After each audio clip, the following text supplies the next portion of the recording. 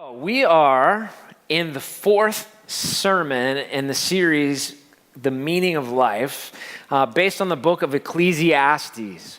And we are going to talk about something that I think that is so practical to all of us. We're going to talk about the idea of work. How many of you have to work? Just go ahead, everybody raise your hand. Whether you get paid for it or not, you work. We all work to for some reason, for purpose, and all those kinds of things. And what I want to talk about today is this idea that hard work and wealth does not validate one's life. Hard work and wealth does not validate one's life. Now, that is wholly un-American. That is what are you, some kind of communist, that kind of thing? That's wholly un-American, but it's absolutely biblical. And we're going to look at this in the context of Solomon's letter today. Now, Solomon, if you've been here the last few weeks, you've been learning about King Solomon. Solomon gets 11 chapters in the book of 1 Kings. He gets more pages than any other king. And Solomon, truthfully had it all. If you want to talk about a world changer, this guy made a dent in the planet. He knew how to build things, and he built incredible things. He knew how to make political alliances with all the other superpowers in the world of the day, and he did it. He was a global leader. He was known as the wisest and wealthiest man on the planet at one time. And what he found at the end of his days, and he's written here in the book of Ecclesiastes, is that hard work and wealth don't validate your life. If you're looking for meaning, true meaning, you won't find it in work necessarily. So let's take a look at this. Ecclesiastes chapter 2. We're going to look at verses 18 to 24 and then also chapter 3, verse 12 to 14. I'm going to ask you to stand with me. If you're new, when we get done reading God's word, we say this phrase, the very words. We do that to distinguish my finite words with his infallible, inerrant words. So let's read together. Ecclesiastes chapter 2, beginning verse 18, it says, I hated all my toil in which I toil under the sun, seeing that I must leave it to the man who will come after me. And who knows whether he will be a wise or a fool. Yet he will be master of all for which I toiled and used my wisdom under the sun. This also is vanity. So I turned about and gave my heart up to despair over the toil of my labors under the sun. Because sometimes a person who has toiled with wisdom and knowledge and skill must leave everything to be enjoyed by someone who did not toil for it. This also is vanity and a great evil. What is a man from all the toil and striving of heart with which he toils beneath the sun? For all his days are full of sorrow, and his work is vexation. Even in the night, his heart does not rest. This is also vanity. There's nothing better for a person than he should eat and drink and find enjoyment in his work. This also, I say, is from the hand of God. For apart from him, who can eat or who can have enjoyment? And then chapter 3, verses 12 to 14. I perceive that there is nothing better for them than to be joyful and to do good as long as they live. Also, that everyone should eat and drink and take pleasure in all his toil. This is God's gift to man. And we'll just stop there. You can be seated. So as we've been saying each week with the book of Ecclesiastes, it is a wrestling of an old man looking for meaning and applying his wisdom to that. And what we find here are two worldviews. There are two ways to live. You can live in such a way that it is all about you or all about me, or you can live in such a way that it is all about God. And your worldview applies to your work. Now, Solomon, as he begins to think about work, he calls it toil over and over again. He expounds in a sort of a cloud of despair. Did anybody pick up on that as I was reading the letter? Like, wah, wah. I mean, it is disparaging in a way, But there are three broad observations that I want to pull from it, and then I want to pull out of despair and into joy, which is what Solomon says is a gift from God about work. So let me make just three observations. One is this: the measure of one's life, according to Solomon, is not hard work and wealth. And he gives three clear reasons why it can't possibly be the source for true meaning. Here's the first one. His first reason is this: hey, I'm going to toil. I'm going to work all my life. He ruled over Israel 40 years. I'm going to work all my life. And at the end of that, some other guy, whether he's wise or foolish, is just going to take over. Is that a true statement? Yeah. Anybody retired lately? Come on. I mean, or left a job. I remember when I left the church that I was at before I came here, people in the hallway were telling me, like, they will never replace you. I don't know how they're going to replace you. In like 2 seconds, they replaced me.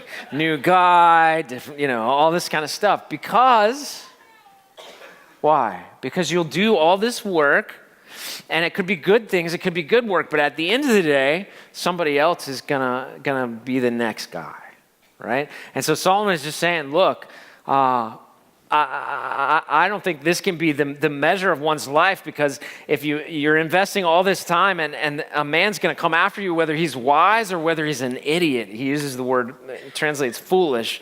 It's more like he could be great or he could be an idiot. And so that's going to happen. Now, then he reiterates it. Here's his second reason. And it's like he's really bothered by this fact that even if I work with, he says, wisdom, knowledge, and skill. Okay, I'm going to work at this thing, whatever it is, with wisdom. God gave me wisdom. I'm going to do it with wisdom and oversight.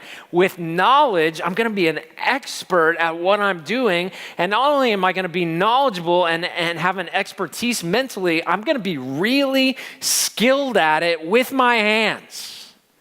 In other words, I'm really great at this, and yet if I have wisdom and knowledge and skill and apply it, I'm going to leave it to everything to be enjoyed by someone else who never even toiled for it. Now, here's a great example. This church is almost 130 years old. I can name 4 pastors back. You start asking me who was 5 ago, 6 ago, 7 ago, 8 ago. I guarantee you, all this work we're doing on the Ford Initiative one day, and we're like, all this, 40 years from now, some guy is going to walk through there just like, oh man, this needs to be remodeled. And they're not going to remember me. He's just going to bask in, we're sweating over it right now, but he's going to bask in that somebody else's toil, right? This is what Solomon is saying. Like, look, I can apply wisdom and knowledge and skill of hand. I can be really good at it. At the end of the day, though, some other guy is going to come and he's going to enjoy all the toil of my labor. So it can't be that meaning is found there. Now, just to prove that to be the case, 1 Kings chapter 11, 41 to 43, it says this. Now, the rest of the acts of Solomon and all that he did in his wisdom, are they not written in the book of the acts of Solomon? How many of you have read that? No. Okay, and the time that's kind of the point. You don't know what else there is because you haven't read it, because you don't care, right? And the time that Solomon reigned over all Israel was 40 years, and then Solomon slept with his fathers and was buried in the city of David. Now here's the bolded part. And Rehoboam his son reigned in his place. All the work, he dies, Rehoboam reigns in his place, enjoys the spoils of the toil of Solomon. Okay. It's just a true statement, and Solomon knows it. I'm going to work really hard, and then somebody else is going to enjoy that. Now, here's the third reason he gives, and it's hilarious, and I think that you'll identify with this. Verse 23, it's kind of, he's answering the question, well, what do you get from all this work if you're supposed to find meaning there?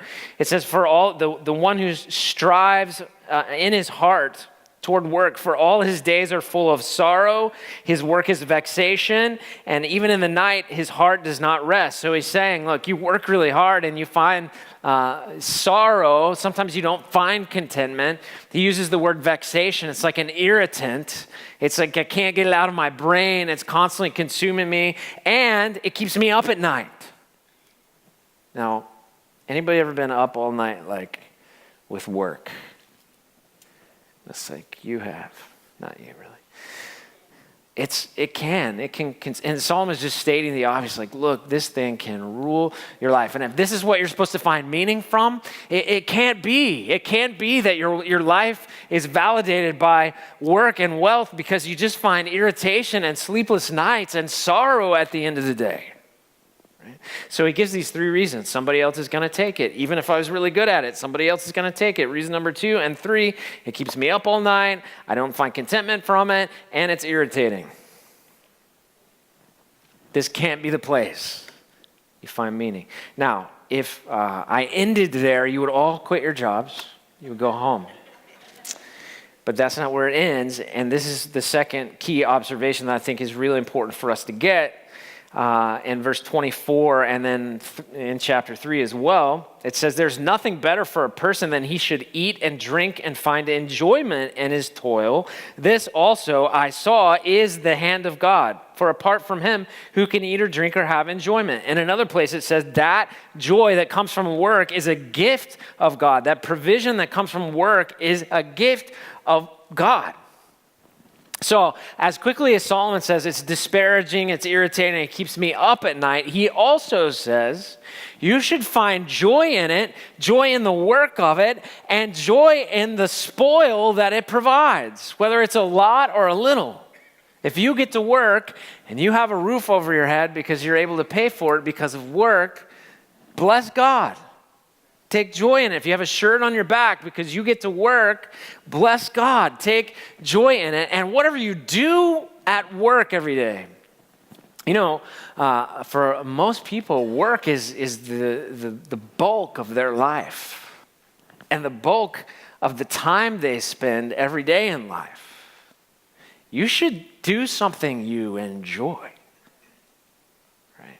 And so Solomon is just saying, hey, it's a gift of God to enjoy your work and to enjoy the provision that comes from that. And so we should enjoy the experience of work and the benefit it provides as a gift from God. It's his gift.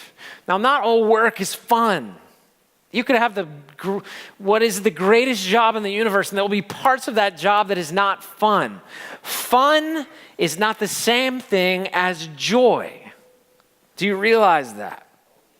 Fun is an American value. Joy is a biblical value. It's not bad to have fun.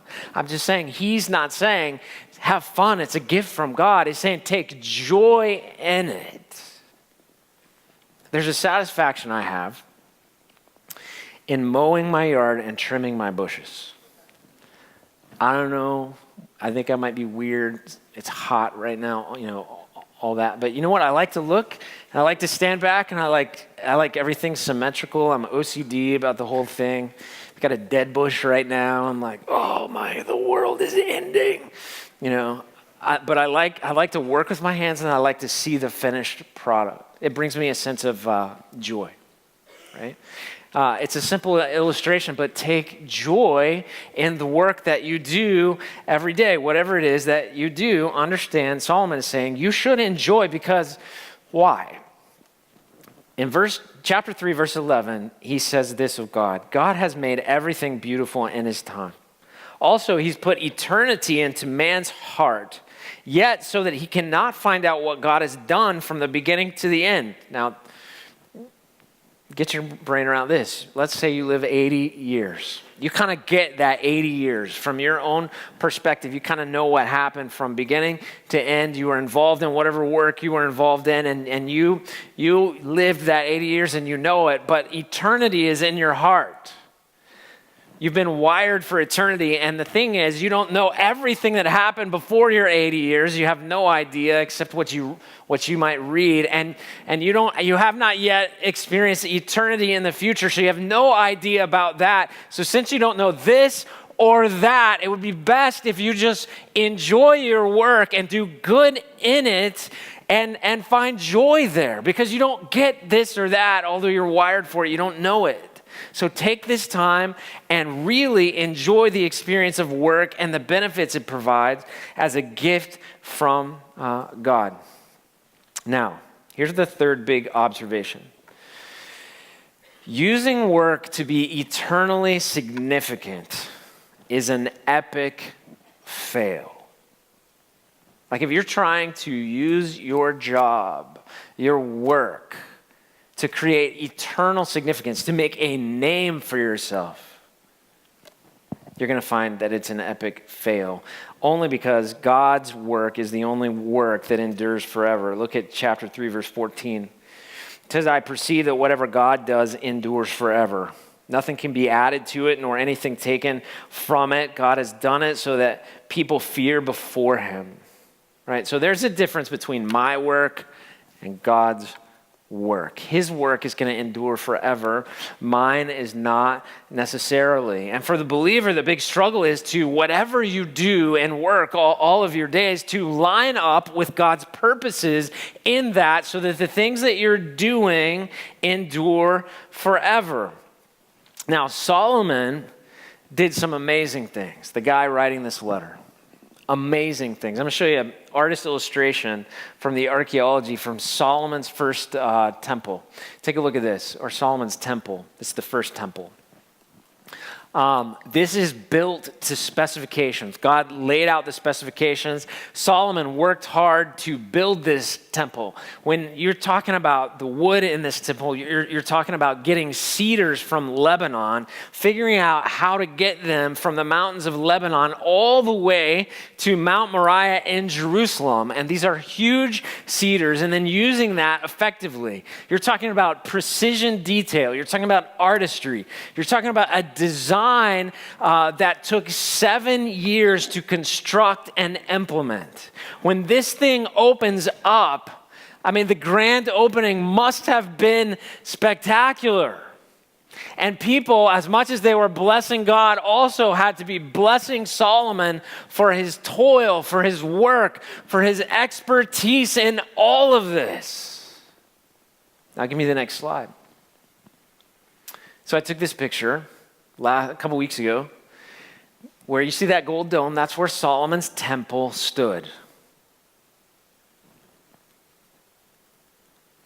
Now, what I'm saying to you is, if he found all his meaning in the identity that I constructed the first temple, now his meaning is gone, because he found meaning in his work and not God, if that were the case, right? Now, next slide.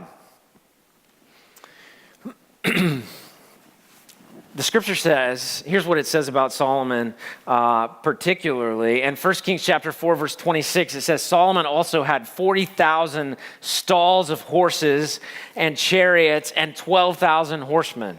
So everywhere you go in Israel in the archaeological digs, if Solomon was there and he was using that city in any particular way, you're going to find these amazing stables.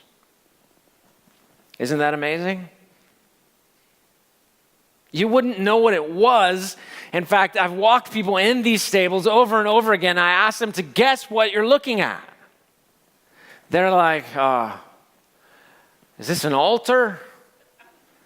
The high place to worship Baal? That's why they had to put that horse there, so that everybody would go, oh, this is a horse. This is for a stables for horses. But do you know, in Solomon's day, these things had this giant portico over the top. It was an equestrian center in each one of these places. And if you went there, you would have been stunned. But now we have to make a little metal horse so you can even understand what his work was. Solomon was also known, if you give me the next slide, for creating what we would call a Solomonic gate. It is a 6-chamber gate, 3 chambers on each side, and they were magnificent at the entry points of cities that Solomon built.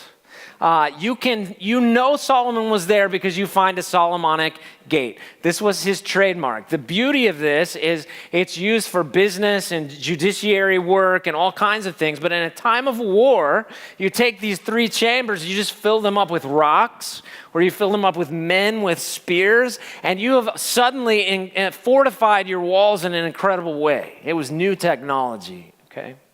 So, guess what? Next slide. Solomonic gate.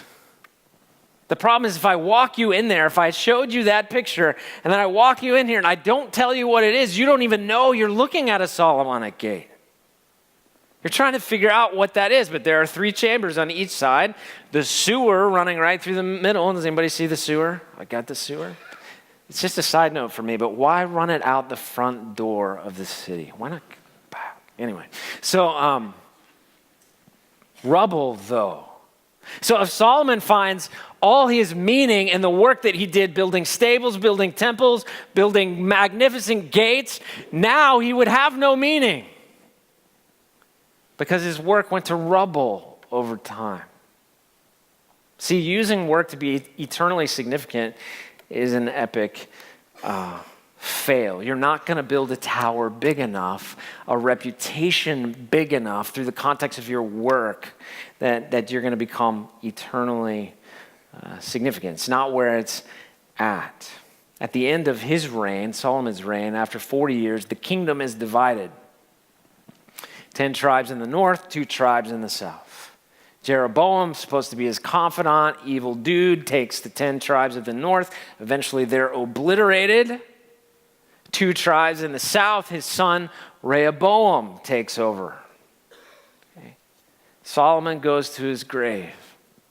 Great man, lots of wisdom. The rabbis, you know what they say about Solomon? He might have been the worst king.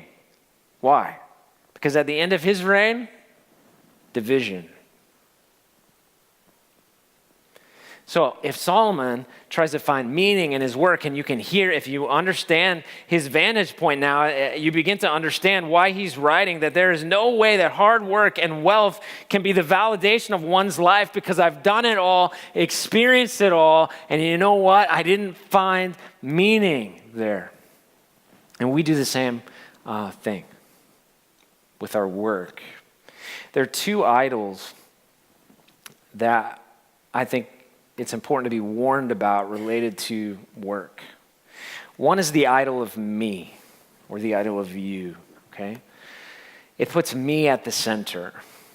In the context of my work, instead of God being the center, it puts me at the center. It says this work is for me, and it serves me, and I'm working at success. Now, Solomon started. Probably what you know about Solomon, if you grew up in church, is that he was given the opportunity by God to have anything, and he asked for what? Wisdom. And he got it. And God blessed him for it, right?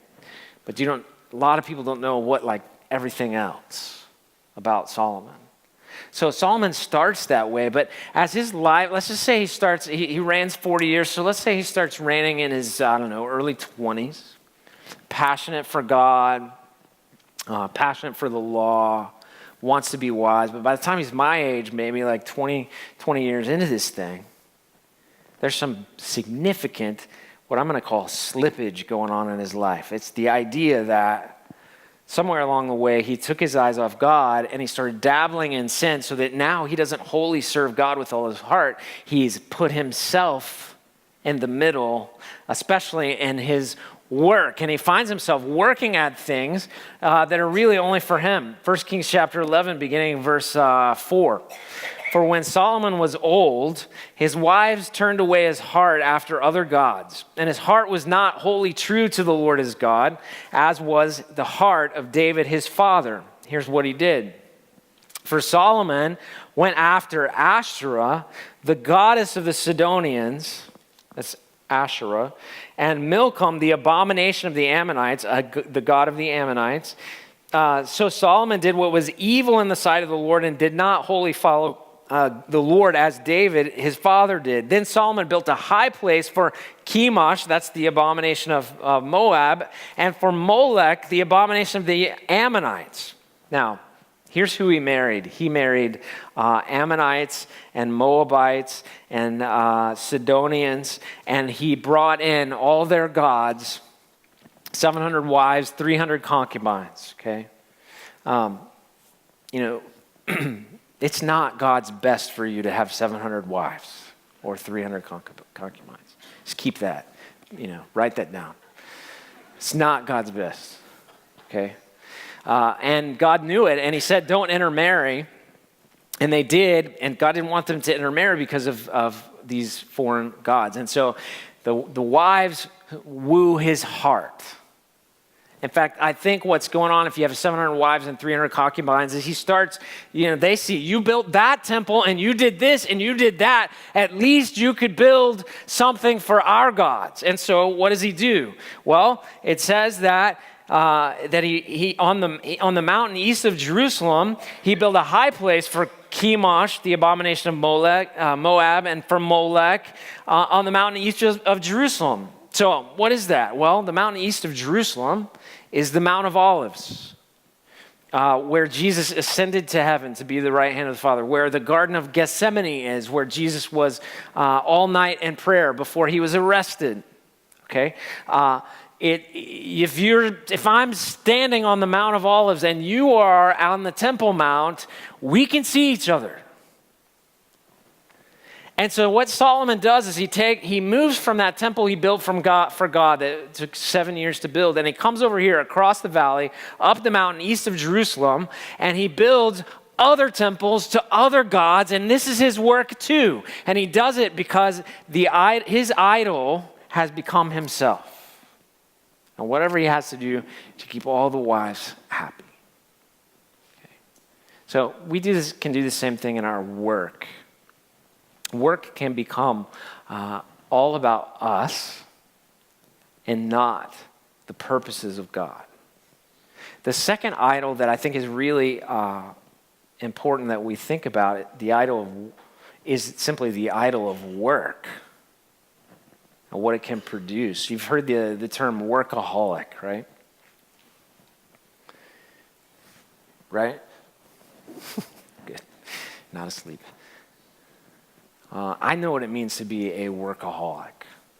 I have crashed at least twice in 20 years because I put work at the center. Even if it's hard, it's God's work, it's fulfilling, but if that becomes the idol, and you can do the same thing, whether you're an engineer or a police officer or whatever it is that you find your hands to work at, if it becomes the thing that is most important to you in life, then work has just taken the place of God and it's become an idol. And so you have to pay attention to your life. If you love, it's kind of like, you love work and what it can produce more than God himself, more than the family God gave you. And you're constantly sort of on an adrenaline rush because you're pursuing this idol of work. The idol of me and the idol of work both creep into our work lives. So the question is, because we all have to work, how do we approach work? What are we supposed to do? And I think there are about 4 things that we should know. It doesn't matter what you do. You should do what you're good at, what you enjoy, all that. But you should work at it as a means to fulfill the purposes of God. Number 1, how do you approach work? I don't care if you're a police officer, a teacher, a doctor, an astronaut, a pastor, a mechanic, a plumber. I don't care. Whatever it is that you do, You should do it to fulfill the purposes of God. This does not mean that everybody needs to become a pastor or a missionary in Africa. That's only going to be a few people. But a lot of you are going to work in business and be engineers and be teachers in the public school and all of those things. A lot of you are going to be moms that invest in your kids every week, and whatever it is that you work at, whatever it is, you should do it as a means to fulfill the purposes of God, because that's the only thing that endures. Ask Solomon. So what does that mean? Well, I think that means these things. I think it means that whatever your job is, that you make a contribution of good in those circles of influence. Okay? Wherever you go to work, whatever people you're among, however you do the work, you should be the one that does it with knowledge and wisdom and skill of hands. You make a contribution of good, but more than that, you demonstrate your faith in those circles of influence. You are salt and light. Did you know this? I am not the pastor where you work. You're the minister where you work. I mean, the scripture clearly says that all of us should go make disciples of all nations, that we're all salt and light. Did you know people are going to go through marriage difficulties where you work? That people are going to go through mountaintop celebration experiences and the worst moments of their life all around you where you work? You are the minister where you work. And you have to see yourself that way, because you're there doing what you do to fulfill the purposes of God. We do what we do as a means to fulfill his purposes. The second thing, way we should approach work is this. We should do it in a way that's pleasing to God, as an act of worship. It doesn't matter what it is, but you do it in a way that's pleasing to God. So here's some things that just come to mind based in the scriptures. Do it well. Whatever you do it well.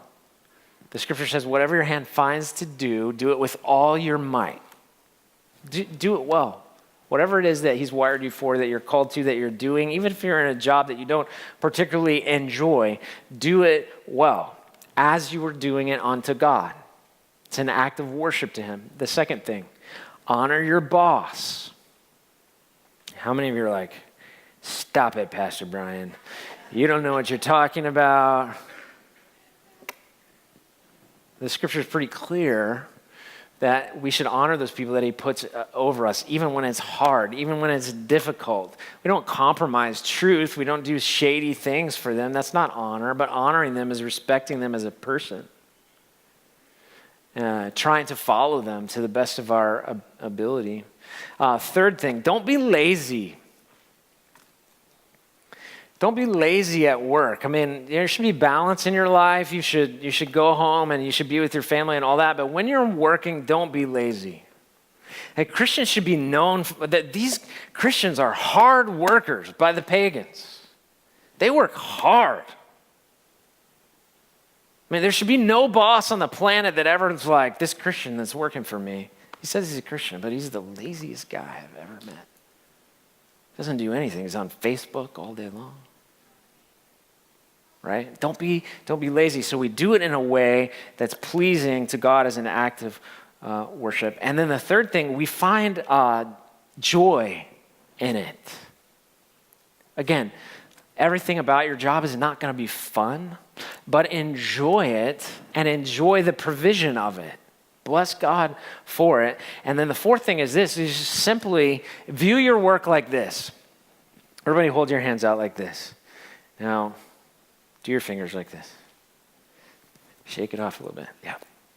Loosen your grip on your work. Here's why. Some other guy is going to take over for you at the end of the day. Right? Do it well, do it to fulfill God's purposes, but loosen your grip. Don't let it be the thing that defines you. Don't let it be your source of meaning. You know, I'm learned. I'm 43. I'm sure I'll do this again when I'm 63. But there's some things as As a 43-year-old, I wish I could tell my 23-year-old self. Has anybody ever if I could have a conversation with you at 25, this is what I would say. And one of those things I would say is this. I will not always be Pastor Brian, but I will always be dad. I will always be Angela's husband. I won't always be Pastor Brian. And I wish I could tell my 23-year-old self that, because at 23, I was taking my work so seriously. At 24, so seriously. 25, so seriously. It was a vexation keeping me up at night. And I'm not going to say that I've never had those kind of moments up until these days. However, I have learned over time that it's not mine, it's God's. And that there are things that are even more important. And I would say the same is probably true for you as an engineer or an architect or a police officer, a business guy or whatever. At the end of the day, you're going to retire.